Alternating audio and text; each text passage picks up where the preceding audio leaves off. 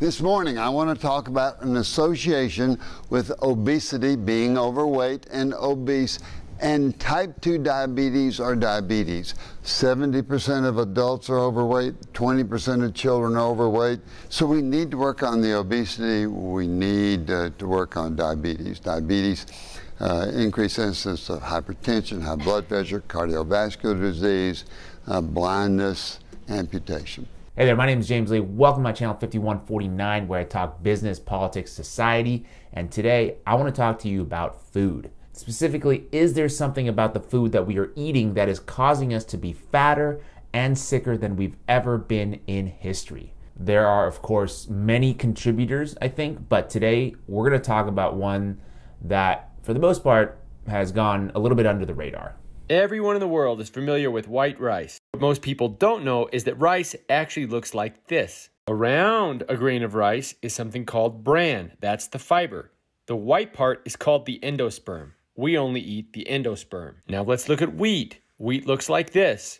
This is the wheat bran or fiber that we take off the wheat so that we can make products like this. Show me any carbohydrate in nature, and I will show you that God and Mother Nature intended that carbohydrate to be covered in fiber. Alas, my TikTok addiction continues, but once in a while I do come across a piece of content like that that just absolutely blows my mind. Some of my favorite foods, rice, for obvious reasons, but also corn. I love corn, bread, sugar. These are foods that I love to eat that are not at all like they appear in nature. Exhibit A, a box of corn pops made of, you guessed it, corn. Everybody already knows this because we've all eaten corn and seen the corn in the toilet, right? But just to confirm, corn has many health benefits. It consists primarily of insoluble fiber. So now we can look down at the #1 ingredient in this cereal, and sure enough, it's corn.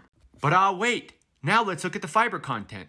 There's 0 grams. We've got corn, but no corn fiber. Let's look at another delicious cereal, a wheat cereal. Does wheat have fiber? Wheat 101, whole wheat is high in fiber.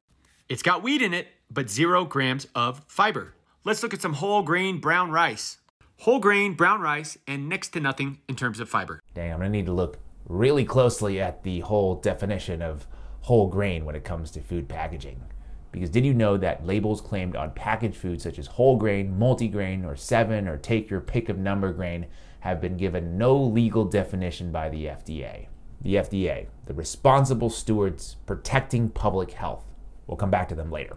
Anyway, fiber. Let's talk more about fiber. Why do we care about fiber at all? Well, according to the Mayo Clinic, a high fiber diet normalizes bowel movements, helps maintain bowel health, lowers cholesterol levels, helps control blood sugar levels in people with diabetes. Fiber, particularly soluble fiber, can slow the absorption of sugar and help improve blood sugar levels. A healthy diet that includes insoluble fiber may also reduce the risk of developing type 2 diabetes. Earlier we talked about the link between obesity and diabetes. Aids in achieving healthy weight. High fiber foods tend to be more filling than low fiber foods, so you're likely to eat less and stay satisfied longer. And high fiber foods tend to take longer to eat and to be less energy dense, which means they have fewer calories for the same volume of food. Helps you live longer. So all the things that we just talked about that many people are suffering from, obesity, diabetes, digestive issues, so on and so forth, are helped with a high fiber diet. So if fiber has so many health benefits, why are we removing it from all of our favorite foods? When you take fiber out of food, it makes it much, much hard to fill up. So you eat and eat and eat and never get full and buy more of the product. That makes sense. The more they can get us to eat, the more addicted we get, the more we buy. It's profitable to sell food that is fatty and sugary and salty and addictive. It's much less profitable to sell food that is wholesome, that is high in fiber and is minimally processed. So what's driving the obesity epidemic? It's corporate profit. That's right. Corporate greed is literally killing us one bite at a time.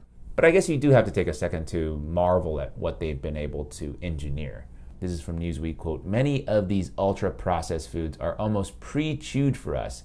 They melt in your mouth immediately. There's no protein, there's no water, there's no fiber slowing them down. It's going to hit your taste buds and light up your rewards and motivation centers of the brain immediately. Then there's a secondary hit of dopamine when it gets absorbed into the body. Oh my God, that sounds like the best kind of drug. Let's keep reading. Ultra-processed foods have something else in common with nicotine. Some of the biggest producers of processed foods were, from the 1980s to the end of the 2000s, known as Big Tobacco. In 1985, R.J. Reynolds acquired Nabisco for $4.9 billion, and Philip Morris acquired General Foods in a $5.75 billion deal that was then the largest takeover in U.S. history outside of the oil industry. Philip Morris added Kraft to its portfolio in 1988 and rebranded itself as Altria in 2003. By the time Big Tobacco began acquiring food companies, they had decades of experience studying and optimizing the speed with which their products delivered nicotine to the brain. They continued to harness that science in their food products.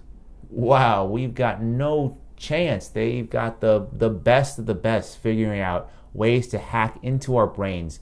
Right now, I bet you there's somebody watching this video that is thinking, don't you dare take away my corn pops.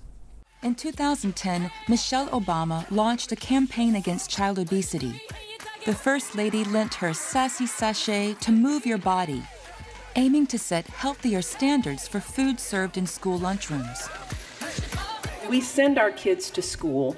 We have a right to expect that they won't be eating the kind of fatty, salty, sugary foods that we're trying to keep from them when they're at home.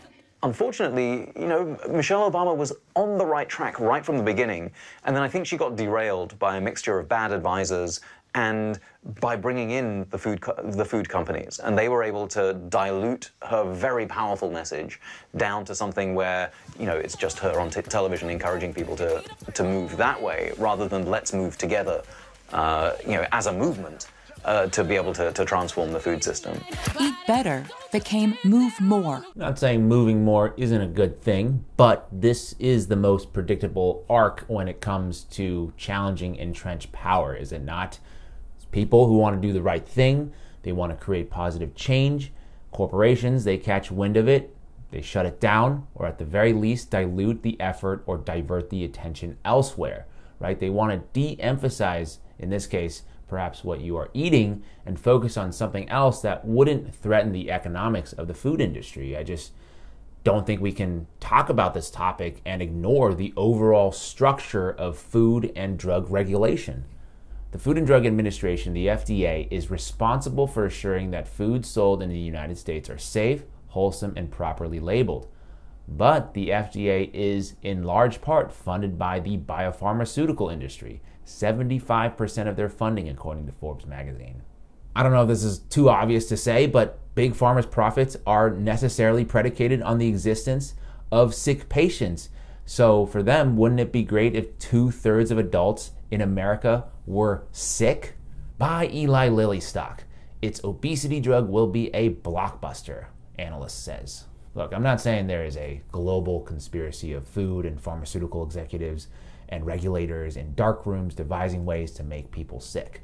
But we certainly can't refute that there is a certain economic benefit of normalizing obesity. I'm not even talking about normalizing obesity and the fat is healthy messaging, but the normalization of all these foods where food companies are quietly removing all the fiber from our diet.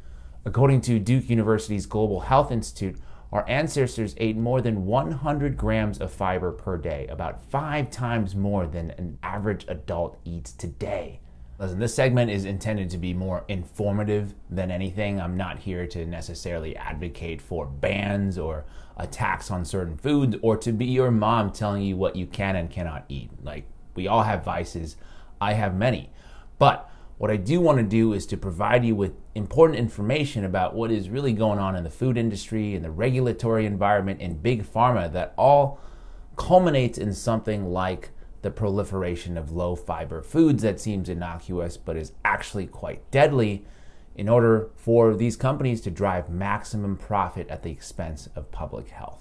But those are just my thoughts. I want to hear yours. Please comment on this video below. I know this topic was centered around eating more fiber, but there's so many other things I could talk about, the effects of sugar, vegetable oil, etc. If you want to hear more about these kind of things, let me know. I've recently been dealing with some health issues, and this doing all this research has been really helpful for me, so I hope this information is helpful to you. If you want to help me out, be sure to like this video, share it with other people, hit that notification bell icon if you want me to be in your life a little bit more. As always, thank you so much for your time, and I'll see you next time.